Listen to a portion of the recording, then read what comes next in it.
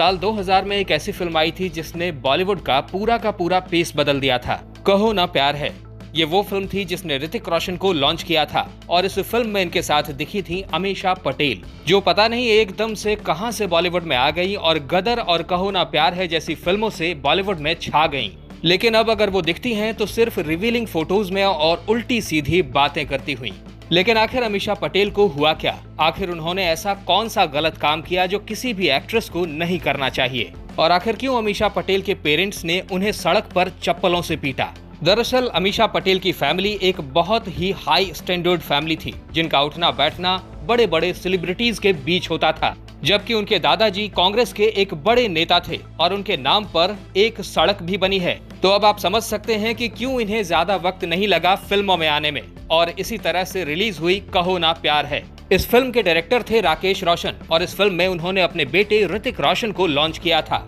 पहले इस फिल्म में करीना कपूर को लिया गया था, लेकिन किसी कारण से करीना कपूर ने इस फिल्म को करने से मना कर दिया। फिर राकेश रोशन को याद आया कि एक लड़की को उन्होंने बहुत पहले कहा था कि जब तुम बड़ी हो जाओगी तो मैं तुम्हें अपने बेटे के साथ लॉन्च करूंगा, और फिर ऐसा ही हुआ। इस फिल्म में ऋतिक रोशन के साथ आ गई अमीषा पटेल।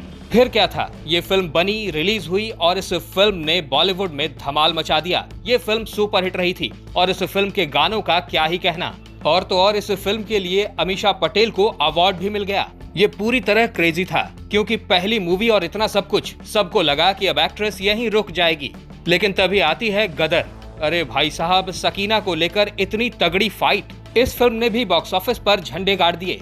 इसके बाद एक बात तो तय हो गई थी कि अमीषा पटेल नए एक्टर ऋतिक रोशन के साथ भी फिट थी और 90s के एक्टर सनी देओल के साथ भी। गदर फिल्म के लिए 500 फीमेल्स ने ऑडिशंस दिए थे, लेकिन इस फिल्म में सिलेक्शन हुआ सिर्फ अमीषा पटेल का। आपको लग रहा होगा कि इनका इन्फ्लुएंस सिर्फ बॉलीवुड में था, तो ऐसा नहीं है। इनकी तेलुगु मूवी बद्री भी सुपरहिट गई थी। यहाँ तक कि बॉलीवुड में आने से पहले अमीषा पटेल ने कई सारे बड़े बड़े ब्रांड्स के लिए मॉडलिंग भी की थी।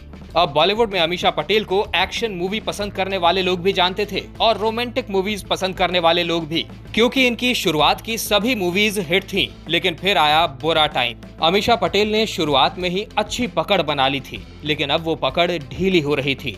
अमीषा पटेल और जिमी शेरगिल की एक साथ एक फिल्म आई थी जिसका नाम था ये जिंदगी का सफर, लेकिन ये फिल्म बहुत बड़ी फ्लॉप रही थी। अमीषा ने सोचा एक आध फिल्में तो फ्लॉप हो ही जाती हैं। इसके बाद आई आप मुझे अच्छे लगने लगे और ये फिल्म भी फ्लॉप हो गई। उन्होंने बॉबी देओल के साथ फिल्म क्रांति की, सलमान खान के साथ फिल्म जलवा की, लेकिन ये सारी फिल्में फ्लॉप। क्या यही प्यार है जैसी फिल्म से थोड़ी बहुत सफलता मिली, लेकिन वो पहचान दोबारा नहीं मिल पाई। इसके बाद आई थी फिल्म हमराज। जिन्होंने भी ये फिल्म देखी है उन्हें ये फिल्म जरूर पसंद आई होगी, लेकिन मानकर चलिए कि अमीषा पटेल की आखिरी फिल्म यही थी, क्योंकि इस फिल्म से मौका मिला था अमीषा पटेल को अपने करियर को दोबारा ग्रो करने का, बचाने का। लेकिन यहीं पर अमीषा पटेल ने एक गलत काम कर दिया। बॉलीवुड में कहते हैं कि कुछ भी करो, लेकिन एक डायरेक्टर को कभी डेट मत करो, क्योंकि अगर उस डायरेक्टर से ब्रेकअप हुआ तो वो डायरेक्टर दोबारा तुम्हारे साथ कभी काम नहीं करेगा। अमीषा पटेल ने ये बात नहीं मानी और डेट करना शुरू कर दिया डायरेक्टर विक्रम भट्ट को, वो भी तब जब विक्रम भट्ट ऑलरेडी शादीशुदा थे।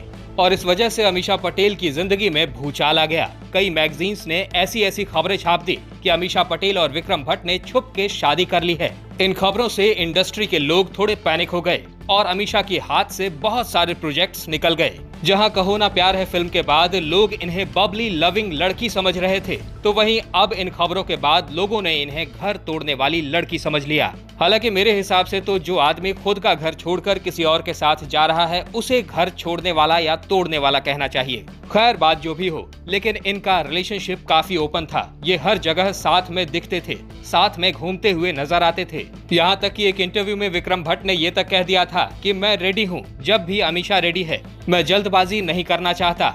मैं एक बार एक जगह दिल लगाकर देख चुका हूँ। और उस समय एक मैरिड मैन से अफेयर की खबरें एक एक्ट्रेस के लिए अच्छी नहीं थी, और ये बात अमीषा के पेरेंट्स को भी पसंद नहीं थी। अपने इंटरव्यूज में अमीषा ने कई बार ये बात कही थी कि उनके मम्मी पापा को बहुत दिक्कत थी विक्रम के साथ रिलेशनशिप में रहने की वजह से।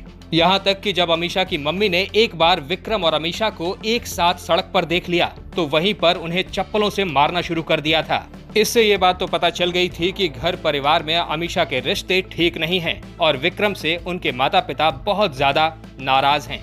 और इस दौरान अमीषा पटेल बहुत सी बेसिक मूवीज कर रही थी जिनमें ज्यादा अच्छी कहानियां या फिर एक्टिंग नहीं होती थी और इस वजह से वो फिल्में फ्लॉप होती जा रही थी।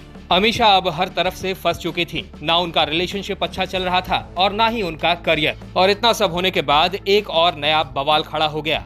अमीषा मूवीज से या अपने करियर से जो भी पैसा कमाया करती थी वो अपने पापा को दिया करती थी।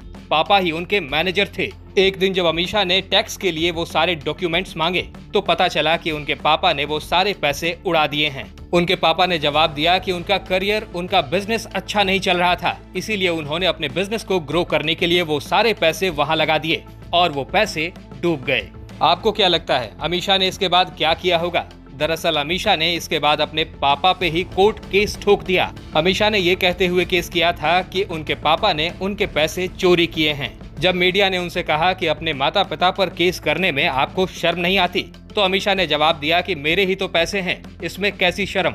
ये केस काफी लंबा चला, लेकिन एक मिनट, अमीषा पटेल और विक्रम भट्ट का क्या हुआ? दरअसल एक दिन खबर आई कि ये दोनों अलग हो गए हैं। विक्रम भट्ट से जब इंटरव्यू में पूछा गया तो उन्होंने जवाब दिया कि हम दोनों एक दूसरे से प्यार नहीं करते थे, हम बस अच्छे दोस्त थे। फिर क्या था, अमीषा पटेल ने विक्रम भट्ट को छोड़ दिया और अपने परिवार को वापस अपना लिया। उन्होंने अपने पापा पर जो केस किया था उसे वापस ले लिया और फिर वो आई बॉलीवुड में कमबैक करने। और फिर आई एक फिल्म जिसका नाम था थोड़ा प्यार थोड़ा मैजिक। इसके बाद अमीषा ने 3-4 फिल्में और की, लेकिन ये फिल्में फ्लॉप ही रहीं। उन्होंने अपने एक इंटरव्यू में कहा था कि कहो ना प्यार है 2 बनाओ और उसमें वही कास्ट लो, सेम, क्योंकि अभी भी वो कास्ट जवान है। वो 2019 में बिग बॉस में भी नजर आई थी। वो अक्सर मीडिया के सामने चिल्लाती हुई भी नजर आती थी।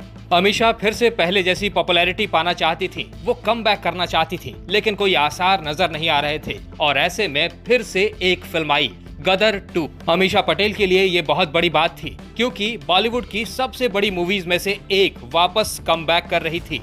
और होना क्या था, जो रिस्पॉन्स गदर 1 का रहा था वैसा ही कुछ रिस्पॉन्स गदर 2 का रहा और ये फिल्म सुपरहिट हो गई।